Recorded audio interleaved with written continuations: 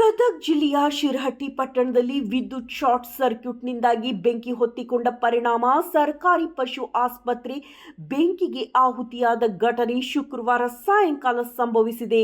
ಬೆಂಕಿಯ ಅವಘಡದ ಪರಿಣಾಮ ಪಶುಗಳಿಗೆ ನೀಡಲು ಸರ್ಕಾರದಿಂದ ಬಂದ ಅಪಾರ ಪ್ರಮಾಣದ ಔಷಧಿಗಳು ಹಾಗೂ ಪೀಠೋಪಕರಣಗಳು ಬೆಂಕಿಗೆ ಆಹುತಿಯಾಗಿವೆ ಎಂದು ಮಾಹಿತಿ ಲಭ್ಯವಾಗಿದೆ.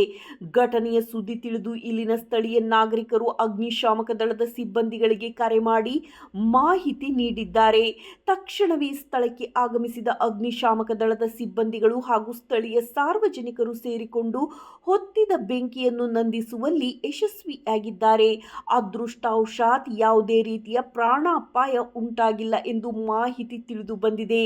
ಈ ಸಂದರ್ಭದಲ್ಲಿ ಶಿರಹಟ್ಟಿ ಅಗ್ನಿಶಾಮಕ ಠಾಣೆಯ ಸಿಬ್ಬಂದಿಗಳು ಹಾಗೂ ಸ್ಥಳೀಯ ನಾಗರಿಕರು ಪಾಲ್ಗೊಂಡು ಕಾರ್ಯಾಚರಣೆ ನಡೆಸುವ ಮೂಲಕ ಹೊತ್ತಿದ ಬೆಂಕಿಯನ್ನ ನಿಯಂತ್ರಣಕ್ಕೆ ತಂದಿದ್ದಾರೆ ಎಂದು ಮಾಹಿತಿ ಲಭಿಸಿದೆ. ವರದಿ ಚಂದ್ರಶೇಖರ್ ಸೋಮಣ್ಣನವರ್.